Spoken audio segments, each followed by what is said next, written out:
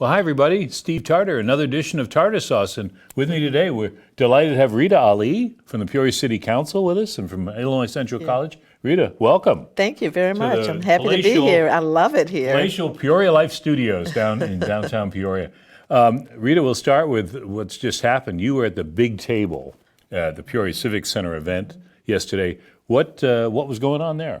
Wow, it was a major event with hundreds of people there. I think each session, one focused on workforce, another on innovation, entrepreneurship, another on place, and then the one that I spoke at was on diversity and inclusion. So which comes naturally to you with what you're doing. Yes. So what did you don't have to give us your same speech. We don't have time for that. But what was kind of your message? So my message was one, to thank the organizers for even including diversity and inclusion in a session like that engages the public and says this is important enough that we should have a community discussion around it. Sure. And of course, I feel that way. The information that I shared talked about the need for us to address critical issues of diversity within our community. And I pointed out, some of the disparities that are related to race and equity, as well as poverty being a huge issue within our area. Sure. The national poverty rate is 11.8%. The state poverty rate is 12.1%. The county, Peoria County, has a poverty rate of, I believe, is 15%.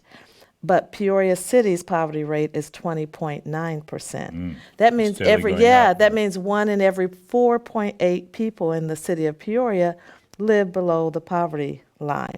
And that is an issue of diversity, in my opinion. So you need to look no further than Peoria Public Schools absolutely for that poverty free and reduced line. Yes, absolutely. Thing. And that we want to talk a little bit about this. This is a program at where you are at Illinois Central College, Racial Justice and Equality. This is like a white paper that's come out recently, right off the press. Yes, right off the press. We released it to the public at the big table yesterday. Okay, great. So it really documents our journey for racial justice and equity within education. We actually partnered with Peoria Public Schools in our initiative, and we applied for a grant about 18 months ago through the Lumina Foundation. It's called the Lumina Fund for Racial Justice and Equity. And they selected 19 colleges and universities out of 319 applications. Wow. So we were very blessed and fortunate to be selected. But they also identified us as having great need, but also great opportunity. Yes. Where there's great need, there's great opportunity. So we've been on a journey to create pro-equity policies, practices, and systems to remove barriers so that all of our students will have success and not just some of our students. So we recognize the gaps in educational success, and we recognize the gaps in workforce among certain groups. Now, you mentioned you appreciated the diversity even being on the table, at the big table. Yes. But I'm thinking of, and I was on the Journal Star until earlier this year, and I know there was a story about how Peoria, unfortunately Peoria picks up some honors that it probably doesn't want. Yeah. And one was, it was one of the most racially divided areas. And I wasn't talking about Peoria Public Schools, but around the area, because if you go outside of Peoria, and I don't want to pick on any cities, but Germantown Hills, Metamora, Pekin, all those communities right around us, their breakdown, their diversity is a lot different than what we have in Peoria. How do you get across? I mean, what do we do with that figure? So Governance Magazine actually looked at the schools within our region. That's where that came from. Yes, and they said that our schools are the most segregated in the entire country. Yeah. The most segregated. And this is the area. Yes, yes, this is the area. So that's an issue, that we do have segregation in our schools, but we also have it within our communities. And that's where it starts. I mean, if you look at where people live according to their race, we have more concentration in certain areas. And that, again, trickles down to affect the schools, where people live, and then where they are able to go to school. So you look at Peoria's South Side, 61605, which is one of the most economically depressed areas in the Right. entire state of Illinois, and probably one of the 100 most depressed in the nation. But you look at that area, and it's dominated by African Americans. Okay, so there is some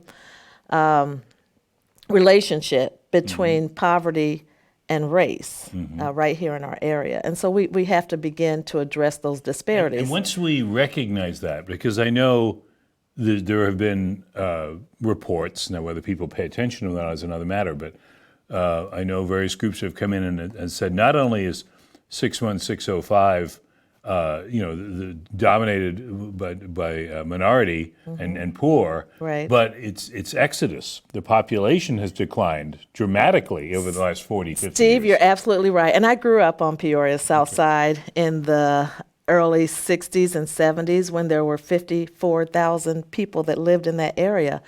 I think it was the early 70s, it was down to 33,000. And now we have less than 14,000 people living on Peoria's South Side. So part of that is because of housing.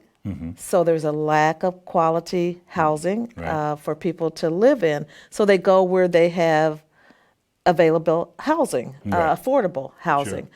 And a lot of that migration has been on the East Bluff. So there's a need to have housing so people can stay. There's a lot of people that wanted to stay and still want to stay on Peoria's South Side, but there's not enough don't have a housing. choice. So we have Yeah. to increase the housing stock. Eventually, that can affect the schools. You continue to have the exodus of population, and you're going to have less need for schools on the South Side, which we don't want that either. Right, So we right. have to get a plan to revitalize. And the city, along with other partners, including not-for-profit partners, are working on a plan to revitalize Peoria's South Side It really community. takes coordination there because you're on the city council now, you're at ICC. You mentioned that Peoria Public Schools was involved with your project here. Yes. It's really a coming together It has of all to these be. groups. Absolutely. Bringing key stakeholder institutions, organizations, and individuals together. What's your take, having just come from Big Table and being part of the political group in Peoria? Is there an acknowledgement now that we have to do something? Because I think for many years, and I've been here a long time, there's been the awareness that, okay, the South Side's got problems and it's poor and the housing stock's old. But now are we getting to a point where people are saying, okay, it's time to go. Yeah. We got to do something. I think so. The Big Table was very encouraging. We've had a lot of talk in our community about the problems that we have. And what you heard over and over and over from the participants yesterday is it can't be just dialogue. Right. We have to move to action. We want to see results. And so the next steps, and we'll hear more from the organizers of the Big Table about the next steps, but they documented all the recommendations that came down, from the discussions. There were a lot of solution-oriented recommendations that came forth yesterday. So And I think, one thing that struck me when I was hearing some of these reports, and I'm not as knowledgeable as I should be on it, but the point that was made, I think some years ago, was you can run away from the problem. And I don't want to cast judgment, but people say, well, okay, Peoria's having problems, I'm moving so-and-so. But if 61605 becomes increasingly a problem, that has an impact. It's like a bomb. It doesn't just carries the affect area. our whole city, it affects our whole region. So I think what we've done far too long is to run away from it and ignore it and not invest. And now we realize it's affecting us because people are moving out of the area. They're moving to East Peoria, they're moving to Morton, Washington, Dunlap, other areas. They're saying crime is too high, Peoria has a bad reputation, or it's not safe. We need to solve the problems that we have within all parts of our city so that we can have a quality living, quality of life for everyone, and then begin to attract population. That's one of our biggest challenges with the city is that we need to attract population. Right. In order to do that, we're going to have to make some investments in some of the areas that are considered problem areas. You have to be, you just got on city council not too long ago, but you have to be encouraged at, and as a resident of the area, you've obviously seen it firsthand, development in warehouse district, upcoming developments in downtown Peoria, because Right. for too long downtown Yeah. has been Right. sort of written off. Right. You don't Right. want to go downtown. It's Right. I always remember volunteering at the Apollo Theater for a number of years, and I'd tell somebody about something we did, and oh, I love that movie. Where is it playing? I say, oh, the Apollo Theater at downtown. Oh, and then make a face like, well, what?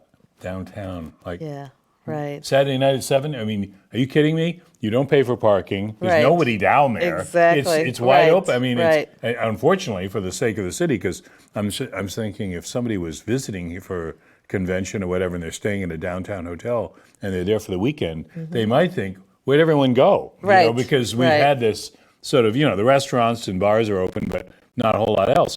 And I think we need to move in We this are, and activities. it is. It's gradually changing. There's a lot of excitement about downtown with not just the warehouse district, but the entire Right. downtown area. Some of the development that's taking place. Innovation area now. Yes. Yeah. Oh, I'm excited about the innovation hub.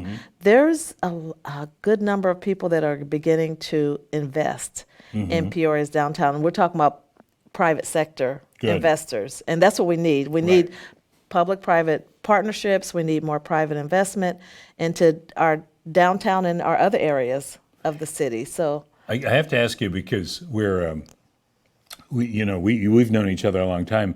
When you ran earlier for the city council, and people know this who follow the city politics, you ran in the 5th district. Yes. That was where you live. And you had a very close race, yes, and you lost by 1 vote. yes. What was your reaction? I mean, I'm sure you weren't thrilled, but when that came all down, what's your thinking when you're finding out you're so- 1 vote short? Yeah, just thinking that night, election night, we were so close, but we were up 3 votes. Okay. But I knew it was too close to count neck for and neck. sure. Yeah, yeah. Because there were still mail-in votes that were out there that had not been counted. Right. So there was time, time went on. I was 2 votes up, then I was only 1 vote up, and then when it came down to it, I was -1. And so, I was disappointed, Sure. of course. Yet I ultimately accepted and called Dennis Sear, who now I sit right next to at Right. I was council. going to say, I know Dennis. I called Dennis and I said, it's over. Congratulations, you're my councilman. Wow. And he said, "What? Are you serious?" I said, "Yes." Everyone's saying you're going to appeal. There's Yeah, going to be right. a recount. Yeah, There's going to be all yeah. this. And there was a discovery recount. It's Yeah. just part of the Right. process that Routine. takes place. Yeah. Right, right. But I think the way you handle that, this is just my view, was so classy and so sort of we're moving on. We're not, so let's roll around to the next election. You didn't have to worry about votes on the next one. You did had a pretty lot good. of votes. The people, I'm sure the people of Peoria said, no, Rita, we might have missed it the first time. We're not missing it again. So I good think for so. you. I was really happy with it. So how do you like council now that you've been granted this privilege? I'm very happy to be there, Mm-hmm. sitting at the table where these important decisions for our city are being Surprises? made. I mean, you probably knew what to expect, but how do you look at it as a routine thing now? Right. I'm becoming accustomed to it. I served on the park board for Right. a few years, a Right. long time ago, and So I'm not familiar with the unaccustomed process. to Right. Meetings and all that. No. Even at Illinois Central College, we have a You have a few meetings, Yeah, probably. but I'm glad to be there. I'm learning a lot. I'm getting to know my colleagues, better. Right. So it's a very important job that I take very seriously. Well, and I know just having covered the council for a couple of years, it's fascinating because you realize the issues that I won't say we read about in the paper, but we hear about in the news. We better put it that way because there's changes all around us. But those things are super complicated. I mean, you think you know something, and it's great that people are saying, "Well, no, this is the way it is." but then you find out, well, there's this, It's and very complicated. I mean, and you know, the work affects people's lives. You know, whether it's their job or their, you know, safety. You know, these decisions that are made by the council have an impact on people's lives, Right. and sometimes they're life safety decisions absolutely. that are being made. So, Absolutely. Well, what's coming up for you on the council that I mean, obviously the day-to-day routine is always there.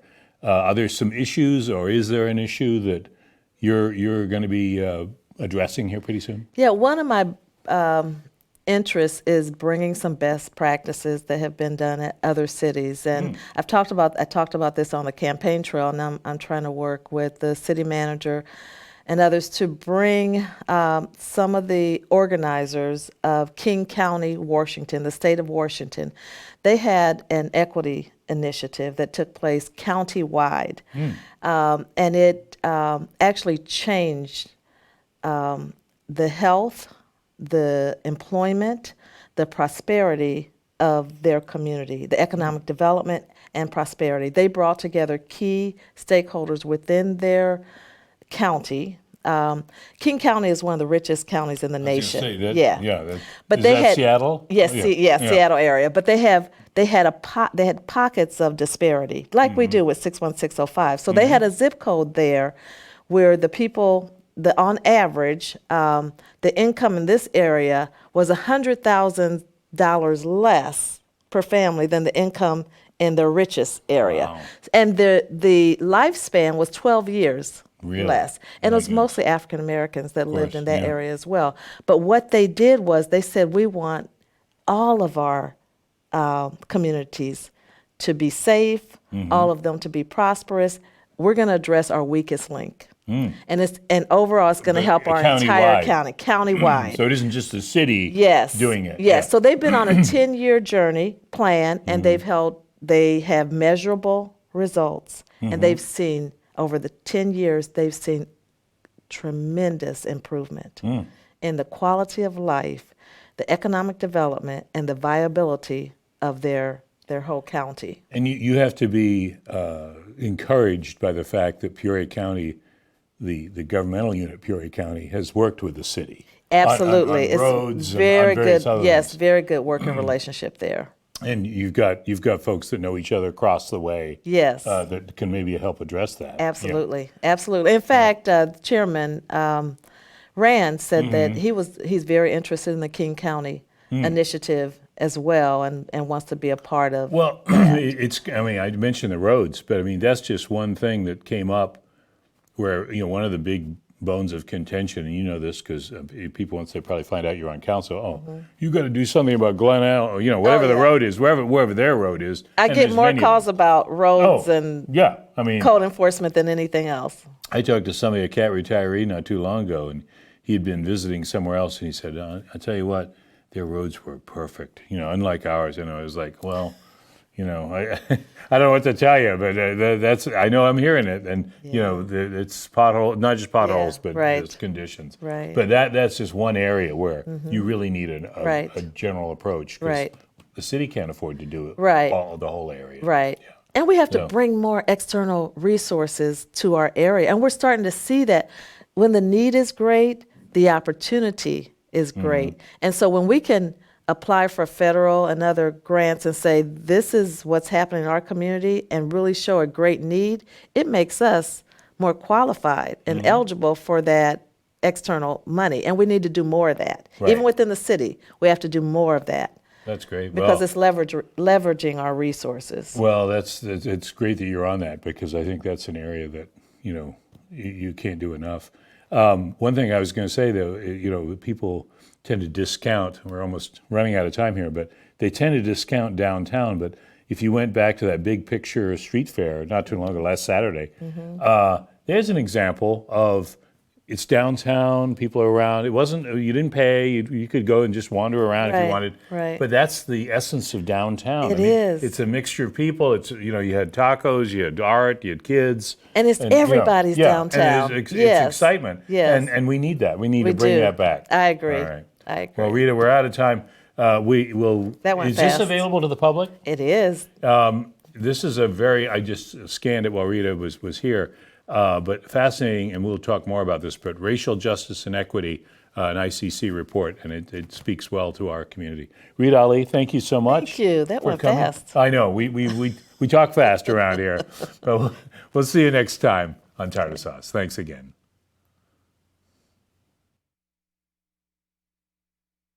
PeoriaLife.com